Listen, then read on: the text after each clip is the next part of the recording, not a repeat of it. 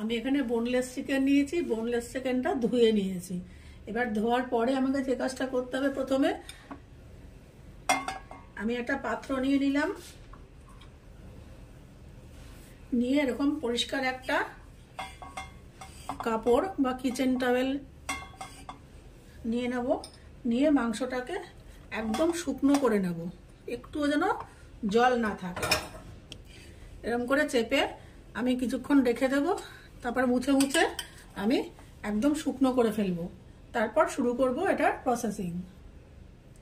এবারে আমি নিয়ে নিয়েছি 2 আঁটি ধনে পাতা। ধনে পাতাটা আমি রাফলি চপ করে নিয়েছি।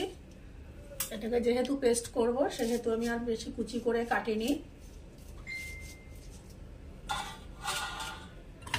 আর দিয়ে দিচ্ছি পুদিনা পাতা।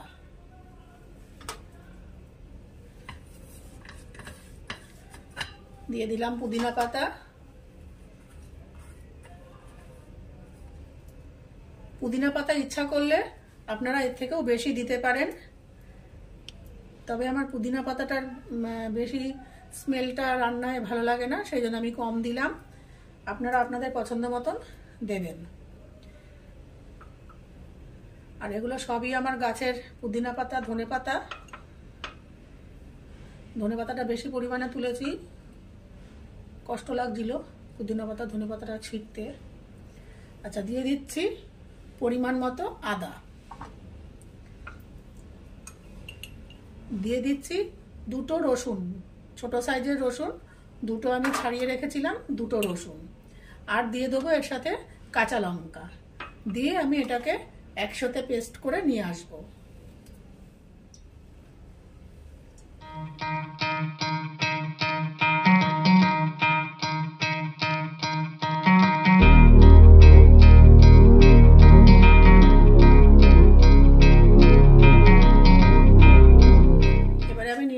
পরিমাণ মতো টক দই। টক দইটা একটু কমই হয়েছে, আপনারা ইচ্ছা করলে একটু টক দই নিতে পারেন।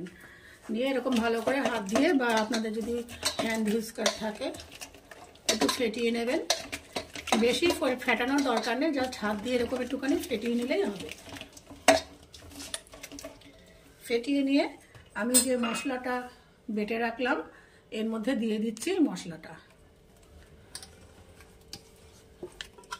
দইয়ের মধ্যে পুরো মশলাটা দিয়ে আবার ভালো করে মিক্স করে নেব দইয়ের সাথে। আচ্ছা, এরপরে এর সাথে মেশাবো। হাতটা একটু ধুয়ে নেই, একটু অপেক্ষা করুন।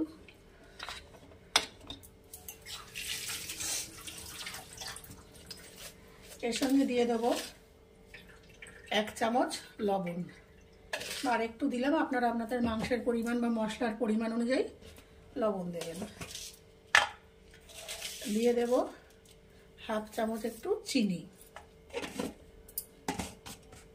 এবার চিনি দেওয়ার পরে আমি এটাকে আবার ভালো করে গুলিয়ে নেব, ভালো করে মিশিয়ে নেব লবণ আর চিনিটাকে। আমার রান্নাগুলি যদি আপনাদের ভালো লেগে থাকে তাহলে আমার চ্যানেলটিকে অবশ্যই সাবস্ক্রাইব করবেন, বন্ধু বান্ধবদের সাথে শেয়ার করবেন, লাইক ও কমেন্ট করবেন, আর আমাকে সাপোর্ট করবেন আশা করি। আপনারা যদি এরপরে দিয়ে দেবো একটু গরম মশলা।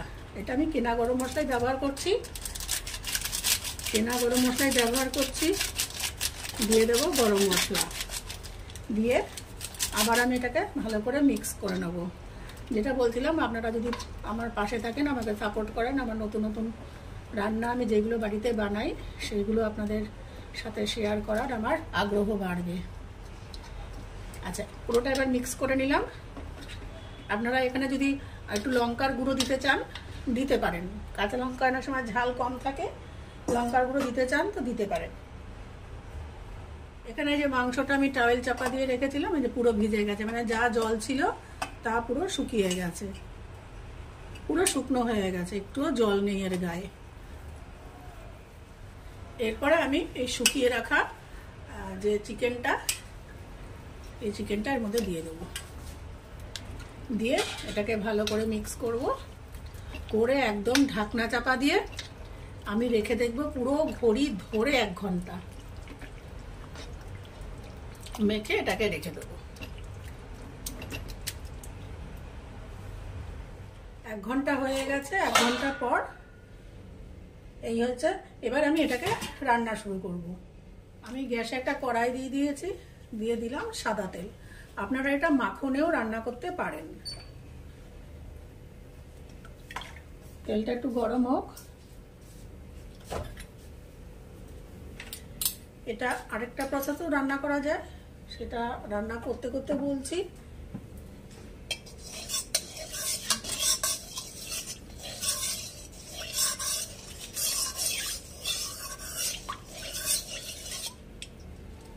তেল গরম হয়ে গেছে। এবারে আমি এই মেখে রাখা চিকেনগুলো গ্যাসের ফ্লেমটা কমিয়ে দেব, কমিয়ে দিয়ে মেখে রাখা চিকেনগুলো দিয়ে দেবো।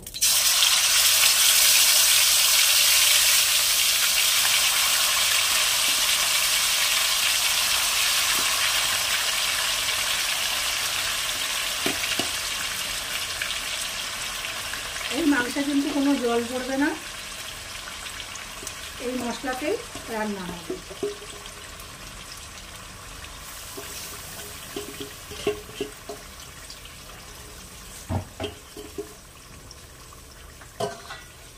এবার এটাকে আমি একটু নাড়িয়ে দেবো, নাড়িয়ে দিয়ে এটাকে হতে দেবো।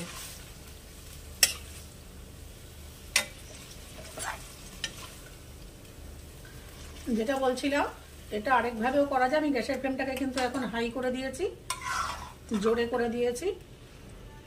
ফুটে উঠলে তারপরে আমি আবার এটাকে লো করব। যেটা বলছিলাম, এটাকে আপনারা মাখন দিয়েও করতে পারেন, হাফ তেল হাফ মাখনও করতে পারেন। আবার আমি যে প্রসেসে করছি সেই প্রসেসেও করতে পারেন। আরেকটা প্রসেস হতে পারে, আপনারা যদি ওভেন থাকে ওভেনেও এটা বেক করে নিতে পারেন। মাখন ব্রাশ করে নিয়ে আপনারা এখানে এটা 180 ডিগ্রিতে, মানে এবার কার কেমন বড় ওভেন, যদি বড় ওভেন থাকে, পাওয়ার যদি বেশি থাকে তাহলে সেখানে হিটটা কমিয়ে দেবেন। আর ছোট ওভেন হলে পরে পাওয়ার কম থাকলে পরে হিটটা বেশি দেবেন। নর্মালি 170 থেকে 180 সেন্টিগ্রেডে আপনারা এটাকে বেক করে নেবেন 15 মিনিট। এবারে এই মাংসটা আমি পুরোটা ঝোলটা কষিয়ে নেব। আমি লো ফ্লেমে করলাম, করে যা জল বেরোনোর বেরোলো। এবারে এটাকে আমি হাই ফ্লেমে ঝোলটাকে পুরো একদম গা মাখা মাখা করে নেব।